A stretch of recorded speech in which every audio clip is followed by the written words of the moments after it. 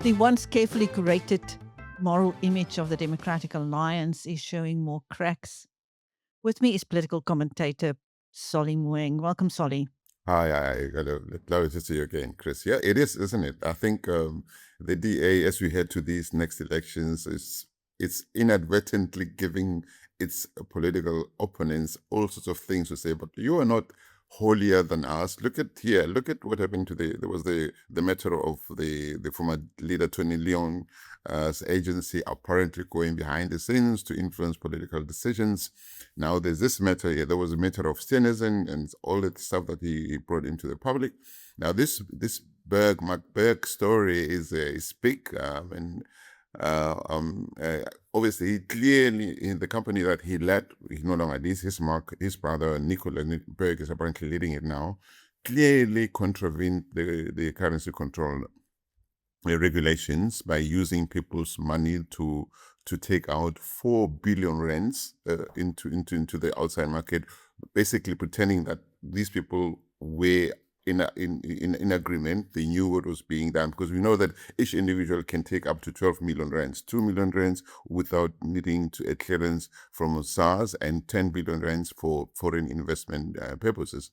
And it seems like these people didn't know. So obviously he has not been charged, but his name has been dragged into this thing. It's good. It'll be good to see what the DA does with this. Will it do with him what it often demands of other parties to do with their own people when they get dragged into this sort of thing? Or are they going to say, well, he's innocent until proven guilty, which is what everybody else does? At the moment, they seem to be backing him, and he is denying all wrongdoing. He said he resigned in 2024 to pursue a political career, but he was still chairman of the group until this year. Correct. And the funds were blocked late last year. So surely when this thing happened, when the steps were taken against the company late last year, he should have maybe resigned then, or come out then to say, look, this is what's happening in my space. I'm sorry. But then he waited. Maybe he was hoping that it would end there, that it would never see the light of day. Now it's seen the light of day, but he should have resigned long ago. So it's his cross to carry, and the DA must decide, well, we can't deal with this, especially as we head towards elections. We can't have all these crooks that we've been calling crooks all these years looking at us saying, aha, what did we say? You're not different from us. Especially since he is the finance spokesperson for the party.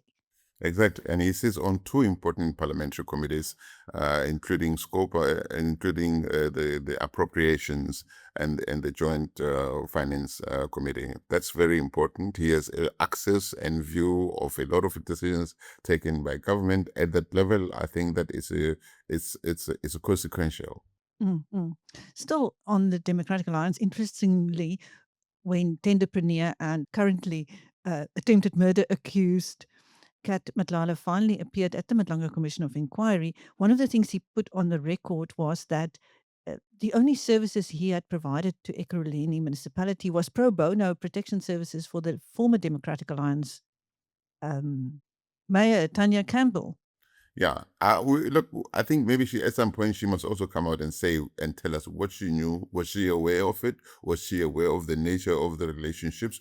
Or was he just saying, I'm a mayor, services are being provided, this is what it is, and assume that everything was done correctly? Because Cat Matlala's VP company also participated in the 2022 State of the City address at Ekurhuleni. They were there as VIP protectors. They provided security. But the relationship there, that illegal MOU they had signed with Mswazi, is what brought them to where they were at. Surely the mayor should have known better. Somebody in her circle, in her advisory team, should have said, the stuff over there is toxic. And it doesn't seem that nobody did that. It doesn't seem like she raised it. So she really can't keep quiet forever. She must say something. Now, Kat's a very passionate advocate, Annelene van Heever. Her name has appeared as a close friend on the alleged funeral program of the notorious late taxi boss, Mswazi Mbisi. Yeah, I mean, I've tried to find that the source of that.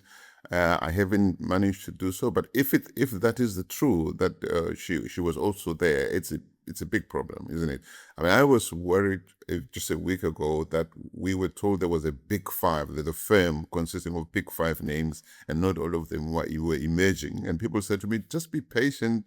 You will see all these dots are slowly being connected. So if she is in that grouping of that kind of crowd, it's going to be quite hard for her to keep to keep holy, if you want, as just a legal. I think she's going to have to come up and say, okay, I've known these people. This is my relation. These are my friends. Sibi was my friend, and under these circumstances, otherwise, it means that everything that we know now is just a tip of the iceberg, which it really is. I mean, we don't know everything that we're supposed to be knowing. Big names are coming out, tumbling out of the closets, and those people who are involved in processes that we're supposed to be trusting, who know that they have answers to give to us. I think it's about time they came out without being pushed, just like Burke. Malema also, his name is coming out. He can't continue to be Honorable Mr. Julius Malema because clearly it's not. Things are not pointing that way, and political party funding is a big problem. I mean, you could pretend you don't just go to people's weddings and homes and farms for nothing. There's always money involved, and the question is, where does that money come from? Who has been killed, if anybody, or hurt? What kind of state institution has been weakened for that money to get to where you are at? So politicians can't pretend to be the guardians of our democracy, while at the same time they enable stuff to happen that makes them that funds their operations. It makes her very vociferous defense of him more interesting.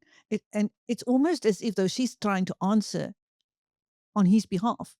Yeah, it's almost like as if she's defending herself more than she's defending him. Exactly. Is she defending him or herself? I was wondering. Yeah, but pre defending herself. So yeah, long. it's almost like she's doing everything she can to make sure he doesn't get to be asked questions. Yeah, but it's a matter of time, isn't it?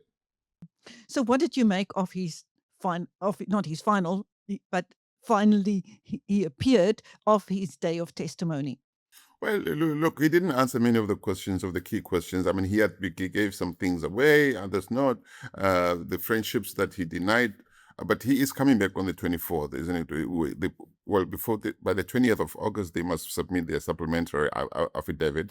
I think he's going to have to answer more questions. The Madlanga Commission, of course, will continue to assure him that the evidence that he provides to them is not going to be used against him when he goes to court on the 11th, I think, of September. So look, he will give as little as possible, but he knows that it's tightening. The noose is tightening strongly around his neck. At some point, he failed to get a deal with the NPA.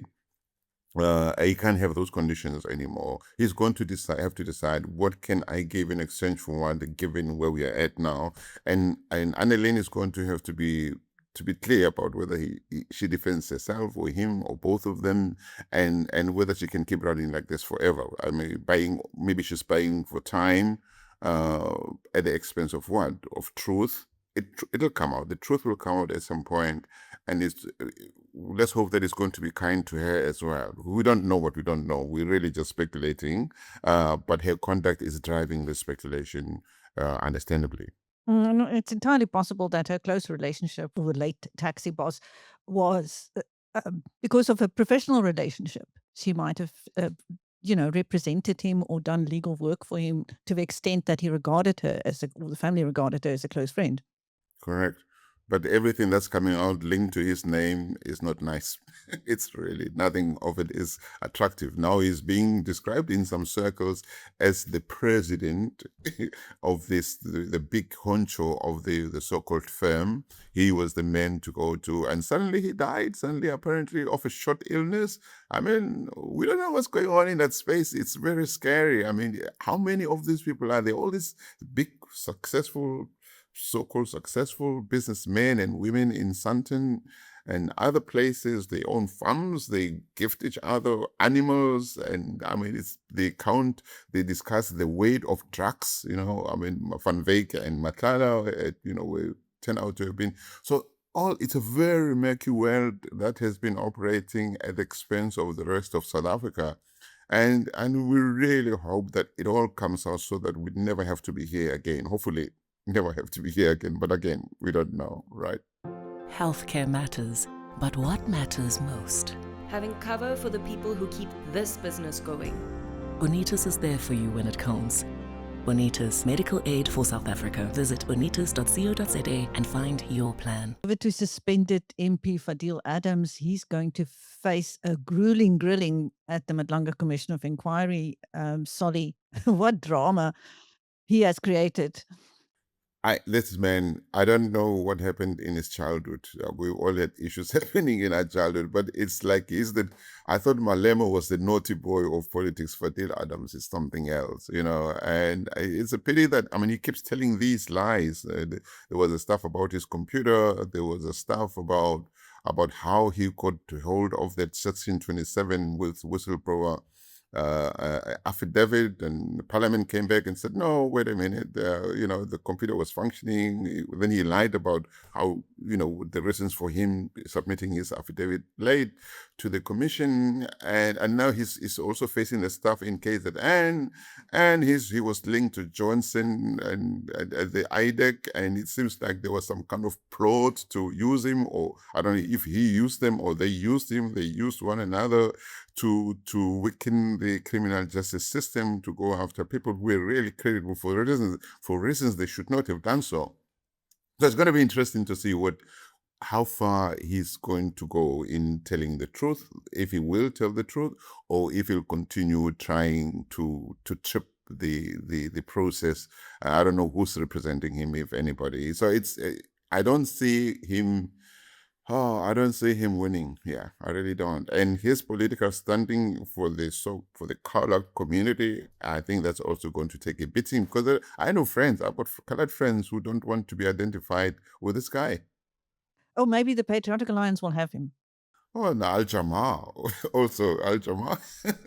So together, all these minority groupings are coming together to stand in each other's corner. We don't know. I think look. If you support him on the basis of coloredness or ethnic or narrow racial ethnic reasons, I think that it's going to be hard to defend that. If Al-Jamaa is going to defend him because he's colored, they're also going to suffer. Obviously, they want to make sure that the colored vote doesn't go back to the DA, or it stays within their groupings. If he loses it must go to PA. If the PA can't get it, Al-Jamaa must get it. But colored people are not fools, you know what I'm saying? I think that it's important that we respect that people not everybody says I vote like this because I'm colored. It doesn't mean all of the issues that have been raised that concern the broader colored community are not real. But I think that we would be silly to reduce colored people to thinking in those narrow terms, just like black people or white people. You know what I'm saying? There are people who think and then they act in terms of voting in all groups, and there are people, of course, who are easily misled by Malemas, by the ANCs, by other politicians on the basis of what they look like. But it's a lot more complicated than that in reality, thankfully. Fadil and Johnson and all those people involved in that plot to discredit certain people and to get other people sort of shoehorned into the positions they wanted them to be in. They must have thought they'd gotten away with it. It fell apart at the last minute. And they were silly to think they would get away with that kind of clothes. This sort of thing one cannot hold on to forever. It's the same people now. The advocate in the IDEX office who came out and said, "But that's not true. Yeah, that's not true. These are the things that happened." If Johnson, for instance, now is coming out that she was not a good leader. She was a control freak. She had issues with people.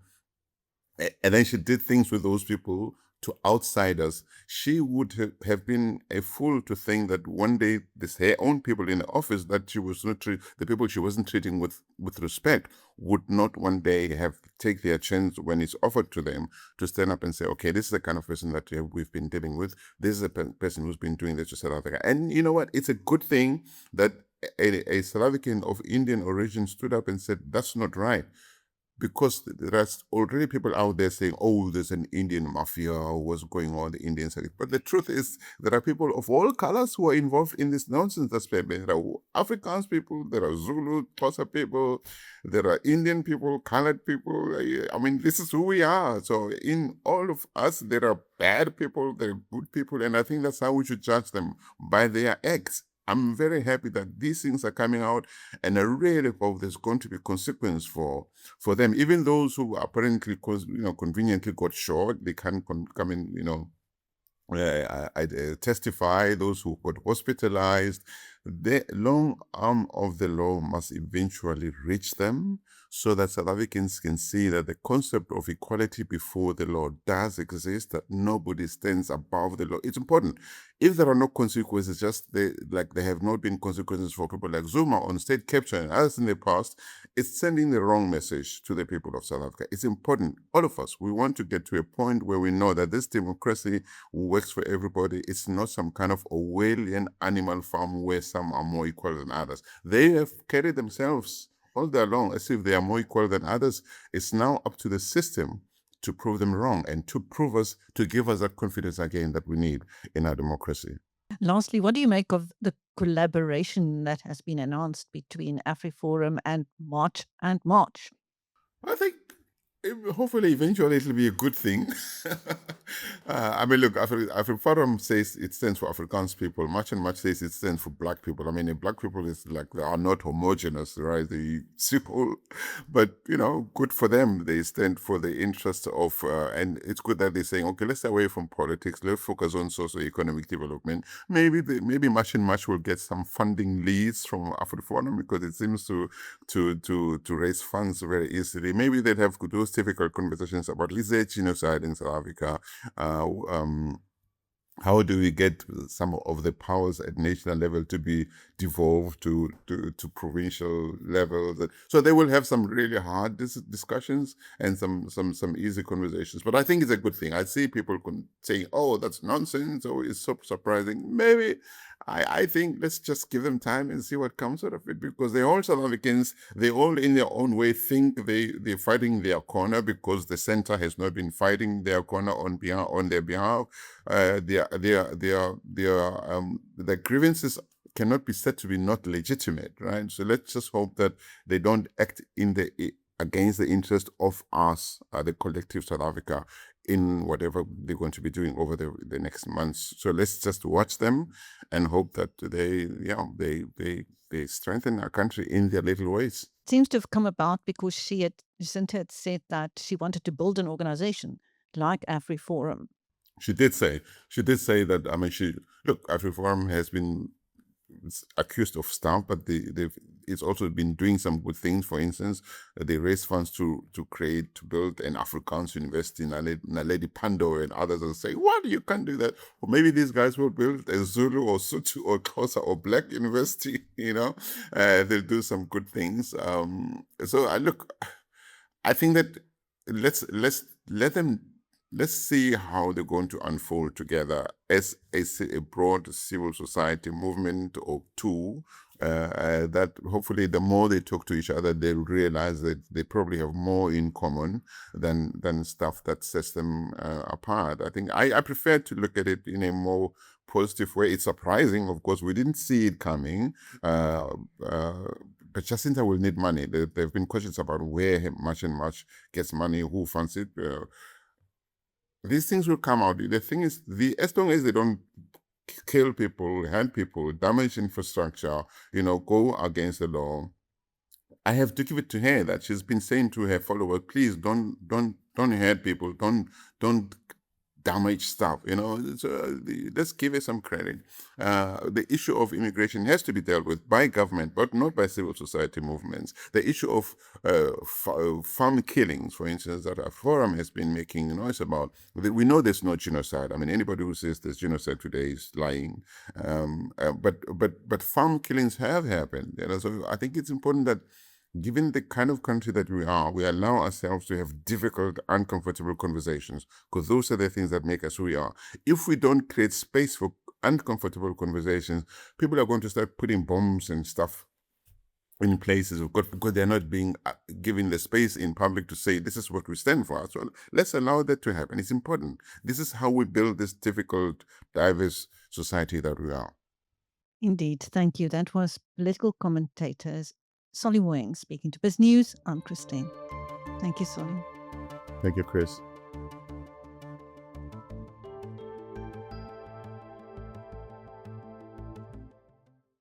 Start your day a step ahead. Biz News Insider. It delivers the business stories that matter every morning straight to your inbox, sharp, fast, and free. Subscribe now.